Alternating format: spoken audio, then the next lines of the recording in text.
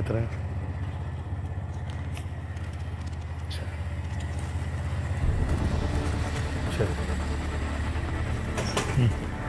എന്ത് പറ്റിയേട്ടാ? ഒന്നുമില്ലടി, ചെറിയ പ്രശ്നം ഉണ്ടായോ അവിടെ?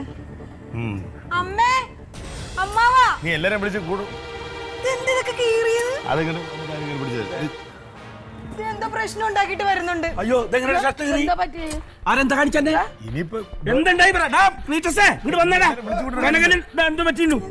ഇതൊന്നുമില്ലത് ചുമ്മാ എല്ലാരും വിളിച്ചോട്ട് കൊള്ളാം. കണ്ടടാ, നോക്കിയൊക്കെ ആരെന്തോ ചെയ്തു. എന്താണ്ടായി പറ. എന്താ സംഭവം? ഇത് അവിടെ ഒരു മീറ്റിംഗ് ഉണ്ടായിരുന്നല്ലോ, ഈ നോമിനേഷൻ മുമ്പ് ഒരു മീറ്റിംഗ് ഉണ്ട്. അപ്പൊ കഴിഞ്ഞ വർഷത്തെ വരവ് ചെലവ് കണക്കൊക്കെ പറഞ്ഞായിരുന്നു. അപ്പൊ അതിനകത്ത് നോക്കാം മൊത്തം അഴിമതി. അത് ഞാൻ വിളിച്ചു പറഞ്ഞു. പൈസ മൊത്തം കൈയിട്ട് വരിക്കുന്നത്. അപ്പൊ ഏറ്റവും വലിയ കുഴപ്പം പറ്റിയെന്ന് വെച്ചാല് എനിക്കെതിരെ നിൽക്കുന്നവനാ ഈ കൈയിട്ട് വരി മൊത്തം. അവൻ ചാടി എഴുന്നേറ്റ് ഒന്നു തള്ളുവായി. നീ തിരിച്ചു കൊടുത്തില്ലേ? തീർച്ചയായും കൊടുക്കണം. എന്തില്ല എടി, അനീതി എവിടെ കണ്ടാലും അതിനെതിരെ പോരാടുന്ന തറവാട്ടുകാരാണ് നമ്മള്. ക്ഷത്രിയ കുടുംബമാണ് നമ്മുടെ. ഇറങ്ങണോ? നീ ചുമ്മാ വെറുതെ ഇതിന് പാലക്കാരൊന്നും വേണ്ട, നമ്മുടെ കുടുംബം മതി. ക്ഷത്രിയ കുടുംബമാണ്, നമ്മളെല്ലാം നേരിടുമ്പോൾ. ഞാൻ എപ്പോഴും പറയും രാഷ്ട്രീയ നിസ്സാര കളി ഉണ്ട്. എന്താ ഈ ചേച്ചിക്ക് കാര്യം പറഞ്ഞു കഴിഞ്ഞാ പിന്നെ ഈ അമ്മാവൻ രാവിലെ തൊട്ട് തുടങ്ങിയതാണ്. ഞാൻ എന്ത് ചെയ്തു എന്താണ് ഒരു കാര്യം നല്ല കാര്യമുണ്ടാ. അവനടുത്ത് ഞാൻ എപ്പോഴും പറയും ചുമ്മാ ഈ അറിഞ്ഞോടാത്ത പണിക്ക് ഇറങ്ങല്ലേ. ഞാൻ എപ്പോഴും പറയാറുണ്ട് ഈ രാഷ്ട്രീയം എന്ന് പറഞ്ഞാൽ പിള്ള കളിയല്ല, അത് ഇത്തിരി ബുദ്ധിയും കഴിവും ചങ്കൂറ്റം ഉള്ളവർക്ക് പറഞ്ഞിട്ടുള്ളതാ. ഏട്ടന് നല്ല കാര്യമുണ്ട്. ഏട്ടാ ഈ പ്രശ്നം ഉണ്ടാക്കുമ്പോ നോക്കി ഒന്നുമില്ലടി, ഒന്നും തന്നെ അത്രേ ഉള്ളൂ. പിന്നെ പിടിച്ച് വലിച്ചു കയറി എവിടെയെങ്കിലും പോയി തലയൊക്കെ ഇടിക്കുമ്പോഴേ അറിയാൻ പറ്റുള്ളൂ. അങ്ങനെയൊന്നുമില്ല. ഒന്നുമില്ലമ്മ, നീ വാ. എന്തായാലും ഇതുണ്ടല്ലോ, ഞാൻ വലിച്ചു അവസാനിക്കൂല. ഇത് തുടക്കമാണ്, തുടക്കം. മാഞ്ച് കെട്ടും നിന്റെ ആങ്ങളെ വഴി കിടന്നു. ഒരു രാഷ്ട്രീയ ഗുരു എന്തെങ്കിലും പറഞ്ഞു കൊടുത്താൽ അത് അനുസരിക്കുമോ? എന്നെ കിട്ടട്ടെ, അവന് വഴി കിടന്ന് വാങ്ങിക്കാനാണ് വിധി.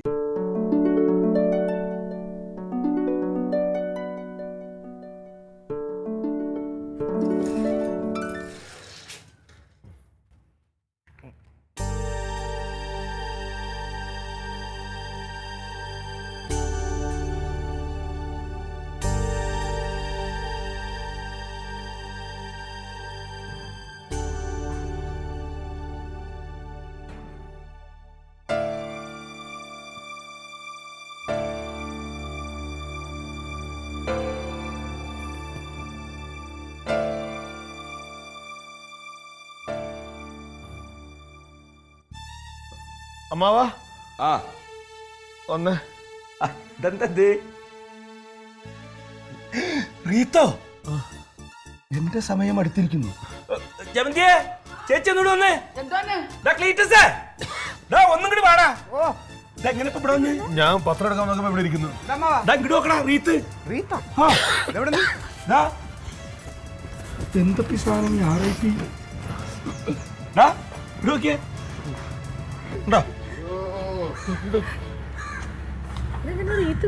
നിന്റെ സമയം അടുത്തിരിക്കുന്നു. അതേത് പാർട്ടിയാ?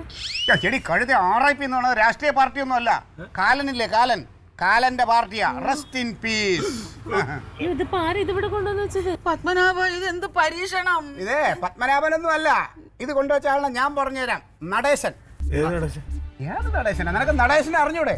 ഇന്നലെ നീ ഓഫീസിൽ പോയിട്ട് അവിടെ ഇലക്ഷന്റെ മീറ്റിംഗ് ഒക്കെ നടന്നപ്പം തമ്മിൽ തല്ലി ഉടുപ്പ് വലിച്ചു കയറി നടേശനെ നിനക്ക് അറിഞ്ഞൂടെ അല്ലേ? നടേശൻ.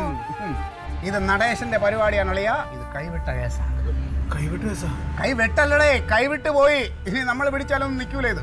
അളിയ ഒരു കാര്യം ചെയ്യും, അളിയൻ കുറച്ച് ദിവസം തൽക്കാലം ഇവിടെ നിന്ന് അങ്ങോട്ട് മാറി. അതെന്തിന്?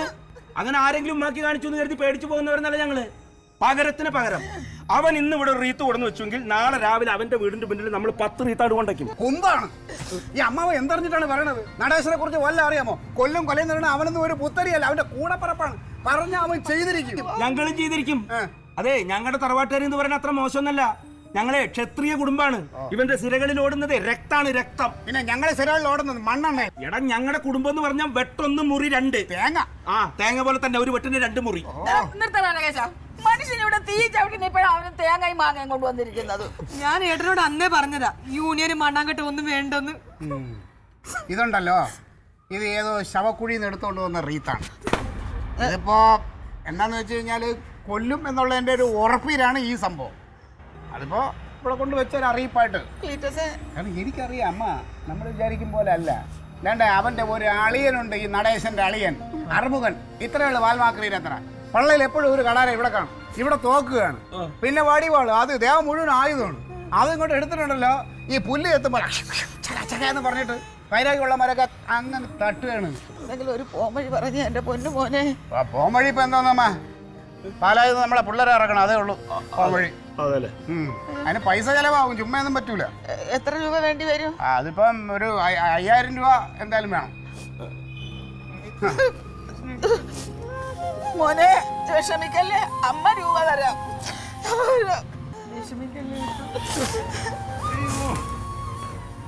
എന്നാലും അമ്മ ഞാൻ നോക്കണ്, അളിയന്റെ സമയം ഇത്രയും പെട്ടെന്ന് അടുക്കുമെന്ന് വിചാരിച്ചു കേട്ടോ. ഇതിപ്പോ അവൻ ചോദിച്ചു വാങ്ങിച്ചല്ലേ, കാലിനെ വിളിച്ചു വരുത്തതല്ലേ. 5000 കൊണ്ട് മതിയാവൂടാ. 5000 കൊണ്ട് മതിയാവും ആര് പറഞ്ഞു? ഇതിപ്പോ നമ്മളെ പിള്ളേരെ വിളിച്ചു വരുത്താനായിട്ട് നമ്മൾ കുറെ പിള്ളേരെ ഇറക്കുമ്പോൾ അവർ അതിലും കൂടുതൽ പിള്ളേരെ ഇറക്കിയാൽ നമുക്ക് വീണ്ടും കൂടുതൽ പിള്ളേരെ ഇറക്കണം. അപ്പം പൈസ കൂടുതൽ ചിലവ് വരും. ഇതിപ്പോൾ അവരെ വിളിച്ചു വരുത്തി നമുക്ക് കാര്യങ്ങളൊക്കെ ഒന്ന് പറഞ്ഞു മനസ്സിലാക്കി അക്കോമഡേഷനെ കൊടുത്ത് അതിന് വേണ്ടിയിട്ടുള്ള ചിലവല്ലേ, ഒരു ടോക്കൺ, അത്രേ ഉള്ളൂ. ബാക്കി പിന്നെ നമുക്ക് വഴിയെ എന്തെങ്കിലുമൊക്കെ ചെയ്യാം. അത് മാമ നമുക്കതേ കുറച്ച് ദിവസത്തേക്ക് ഓഫീസിൽ പോകും. സംഭവം അമ്മ, ഇതിപ്പോ ഒരു ടോക്കൺ അഡ്വാൻസ് ആയിട്ട് കരുതിയാൽ മതി. പൈസ നമുക്ക് ഇനി വേണ്ടി വരും. കാരണം വെച്ച് കഴിഞ്ഞാൽ ഇത് കൈവിട്ട കളിയല്ലേ, കാര്യങ്ങൾ നമ്മളെ കയ്യിൽ നിൽക്കൂല. ഇത് എന്റെ മോനെ രക്ഷിക്കണം, എത്ര രൂപ വേണമെങ്കിലും ഞാൻ തരാം. എനിക്ക് എന്റെ ആളിനെ രക്ഷിക്കരുത്. അതെ, കഴിഞ്ഞ പ്രാവശ്യത്തെ പോലെ വിവരമില്ലാത്തവരല്ല, പാലയിൽ നല്ല വിവരമുള്ള ചെക്കന്മാരെ ഇറക്കി. കുറച്ച് IAS ഇറക്കിയാലോ? എന്തേ അമ്മാവ, ഈ വെട്ടിനും കൊലയ്ക്കും കൊട്ടേഷനും ഒക്കെ പിന്നെ അങ്ങനെയുള്ളവരെ കിട്ടുമോ? അതിനൊക്കെ നമ്മളെ പിള്ളേരെ കിട്ടുള്ളൂ. ഉദ്ദേശിച്ചത് നല്ല ധൈര്യമുള്ളവർ വേണമെന്നാ ഉദ്ദേശിച്ചത്. പറഞ്ഞു നിൽക്കാതെ ഇത് എന്താന്ന് വെച്ചാൽ പോയി ചെയ്യേ. ലീറ്റോ ഏറ്റെടുത്ത് കഴിഞ്ഞു. ഇനി നിങ്ങൾ ആരും വിഷമിക്കണ്ട അളിയാ. നിന്റെ കൂടെ ഇനി എപ്പോഴും താങ്കും തണലുമായിട്ട് നമ്മളെ പാലായിലെ പിള്ളേരുണ്ടാവും.